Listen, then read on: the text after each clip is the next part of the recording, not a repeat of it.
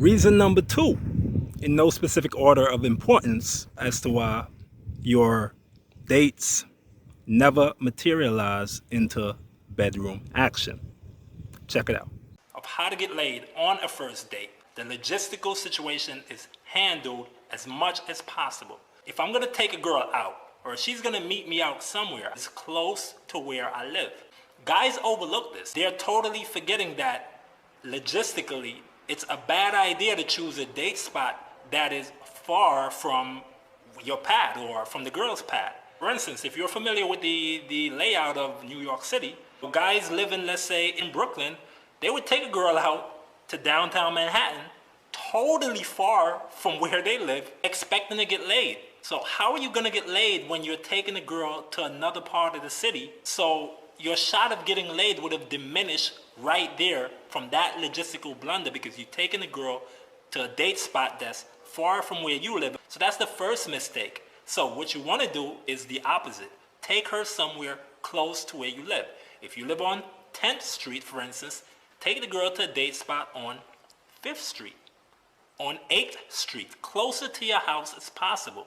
All right? So don't look at the wine and dining spots or the best place to take the girl. Take her to the spot that is closest to where you live. So eventually when you will bounce with the girl, you don't have to worry about, let's say, taking a long fucking trip, bus and train. You already have the logistics handled. Take the girl, you leave the restaurant, you leave the eatery spot, and it's a short distance to your place. So you already have that handled. So before I take a girl out or meet up with a girl, I ensure that wherever I meet up with her at, wherever it is, it's close to where I live. Location, location, location.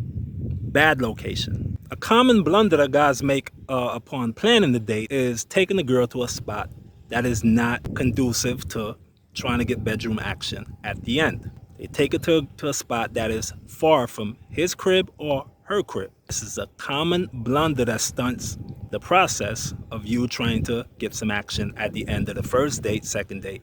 So you want to plan the date at a spot that is close to your spot, preferably. So at the end of the day, you inadvertently put yourself at a huge disadvantage by going to a spot that is far from where you live. All right? And the opposite is true. Meaning, if your date spot is close to where you live, that is the ideal situation. Plan for a spot that is close. The logics are pretty simple.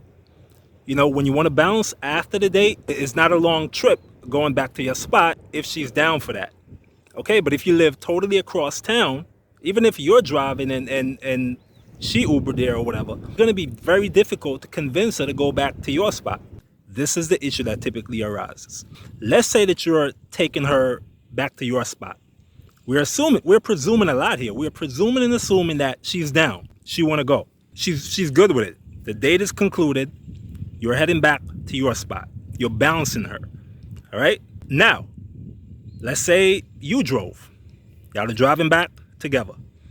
If you live far, psychologically, that gives her ample amount of time to conjure up in her head all sorts of negative situations that could possibly go wrong. And women usually back out in situations like those. You know, she can say, oh, she's having second thoughts, and then she want to be taken home. You rob her of that. On the long journey back to your crib, she has ample amount of time to talk herself out of going. She can say, all right, take me home instead. I'm not really feeling this, all right? Sorry, you know, I know I said I was going back to your place, but I'm not really feeling it right now. You give her too much time to talk herself out of it. If you live 5 minutes away from the restaurant, now there's not much time psychologically for her to talk herself out of going back to your spot. So everything is strategic, guys. The longer the drive back to your spot is, the more time it gives her to talk herself out of going back with you. The shorter the drive, she doesn't have enough time psychologically to rationalize and talk herself out of going back to your crib. But women are going to be women, and they're going to conjure up all sorts of negative situations that could go down and talk themselves out of going back with you. So always choose a spot that is near, even in walking distance. Even better. 5-minute walk, even better.